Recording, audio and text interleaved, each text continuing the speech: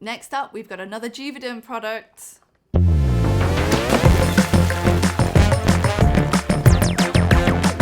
Hi guys, welcome back to the channel. As you know, we're looking at individual products now moving forward rather than doing one patient's journey. So today, for your delectation, we have one of the most commonly used Juvederms.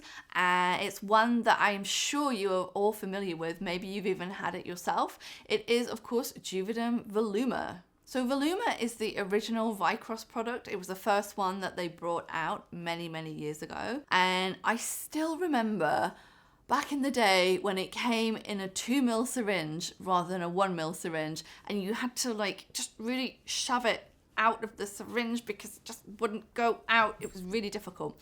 They haven't changed the properties of the filler. It's actually just the syringe that's been changed, so it's a lot easier to extrude something through a 1ml syringe than a 2ml syringe. You clever physics people at home will be able to tell us why. I'm sure it's something to do with the flow through the exit point of the syringe. When it was first brought out, Voluma was seen as this like crazy thick product, a little bit like Restylane Sub-Q, and it was being used to do this, you know, this old-fashioned like Y lift that people were doing maybe, I don't know, 7-8 years ago, where they were putting a lot of product here in the cheek and maybe a little bit in the chin as well. It was being used for that, and that's why you'd see these people with the very over augmented cheek area here, just because it'd been shoved and shoved and shoved with either Voluma or with Sub-Q to try and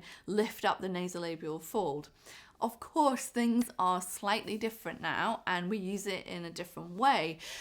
For example, when Voluma first came out, I would never have imagined that you could use it subcutaneously using a cannula, which is something that I do all the time now. It's really interesting how changing between using a needle and a cannula will allow you to use even a product some would consider heavy in the subcutaneous layer. In fact, sometimes I've even used Volux in that layer too with a cannula. Crazy, right? And that's because the product can flow very, very well once you've injected it.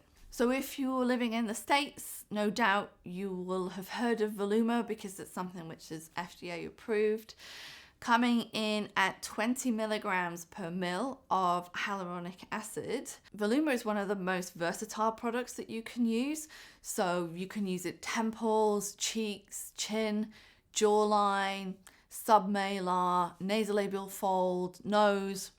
I probably wouldn't use it under the eye, probably wouldn't use it in the lip, but apart from that, it's pretty much fair game and is extremely versatile. Like the other members of the Vycross range, it has the long and short chains of hyaluronic acid together, which allow the extrusion force to be less. So when you're injecting it, it flows very well, like the other members of the Vycross range all do.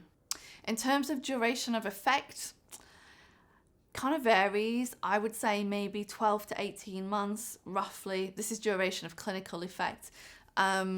Really depends on the patient, on the person, how many times you've had filler done before. But that's just, you know, a rough guesstimate there for you. Okay, so that's it for today, guys. I hope you enjoyed the video. If you've used Voluma or you know someone who has, let me know in the down section below. I'll see you here next week. And in the meantime, if you enjoyed the video, don't forget to subscribe to the channel. And if you feel like it, you could always like the video. See you later.